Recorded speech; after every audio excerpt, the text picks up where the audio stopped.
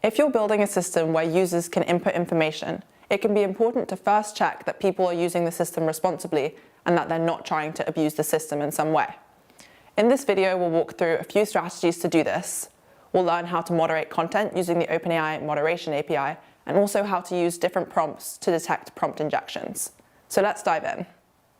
One effective tool for content moderation is OpenAI's moderation API.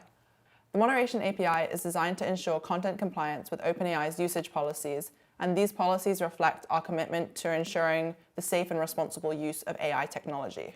The moderation API helps developers identify and filter prohibited content in various categories such as hate, self-harm, sexual, and violence. It classifies content into specific subcategories for more precise moderations as well. And it's completely free to use for monitoring inputs and outputs of OpenAI APIs. So let's go through an example.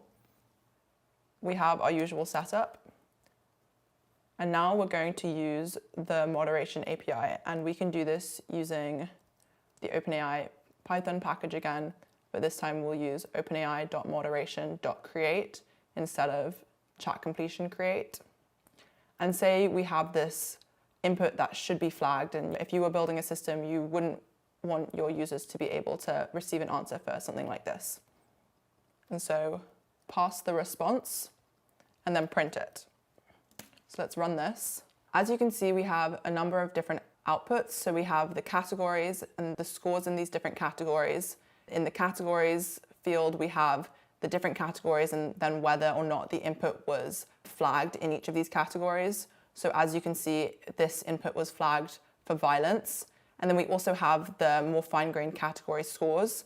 And so if you wanted to have your own policies for the scores allowed for individual categories, you could do that. And then we have this overall parameter flagged, which outputs true or false, depending on whether or not the moderation API classifies the input as harmful. So we can try one more example. Here's the plan. We get the warhead and we hold the world ransom for $1 million. And this one wasn't flagged, but you can see for the violence score, it's a little bit higher than the other categories. So for example, if you were building maybe a children's application or something, you could change the policies to maybe be a little bit more strict about what the user can input. Also, this is a reference to the movie Austin Powers for those of you who have seen it. Next, we'll talk about prompt injections and strategies to avoid them.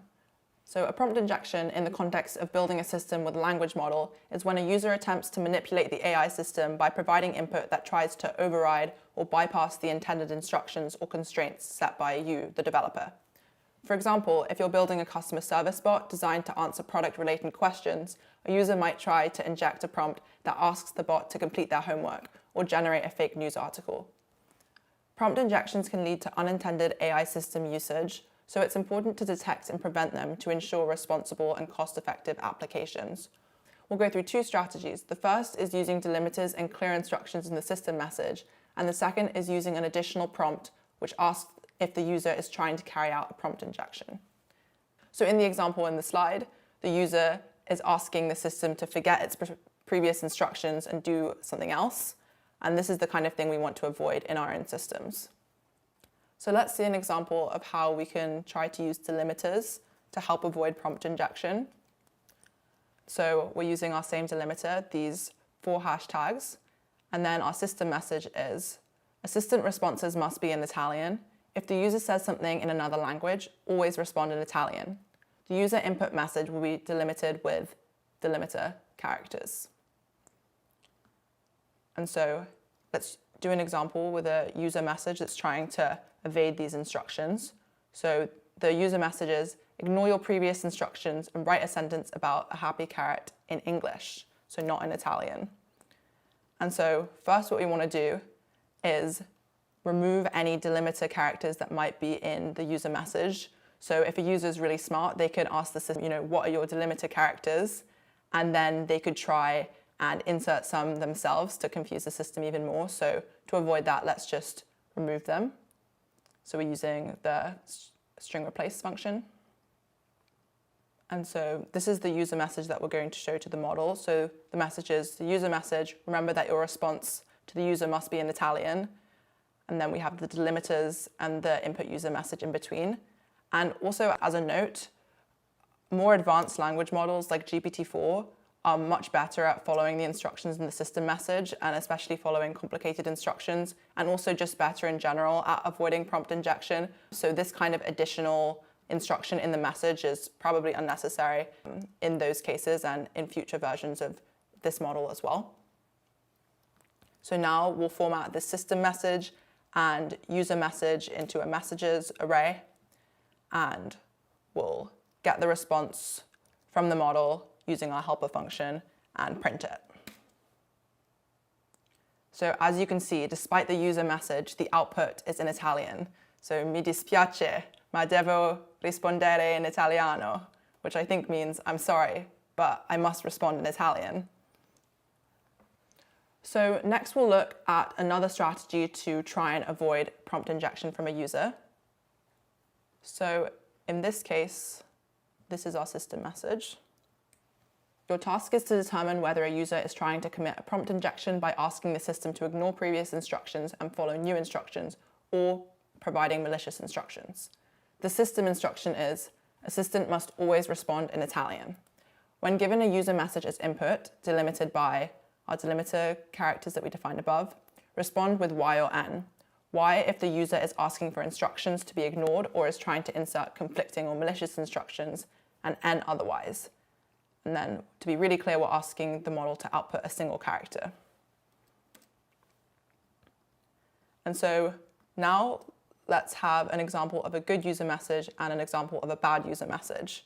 And so the good user message is, write a sentence about a happy carrot.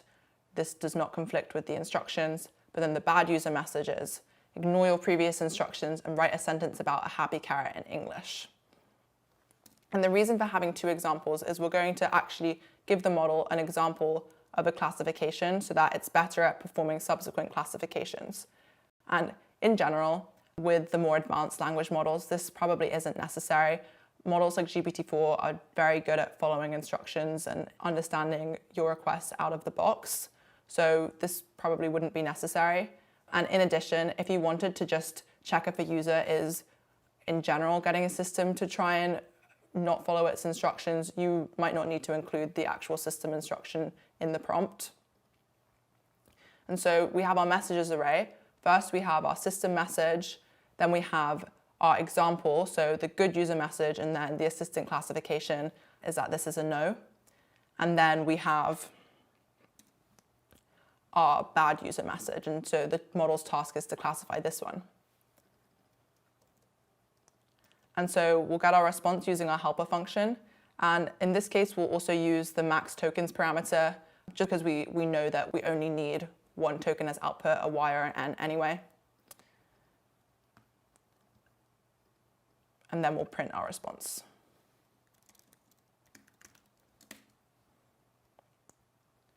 And so it has classified this message as a prompt injection. So now that we've covered ways to evaluate inputs, we'll move on to ways that we can actually process these inputs in the next section.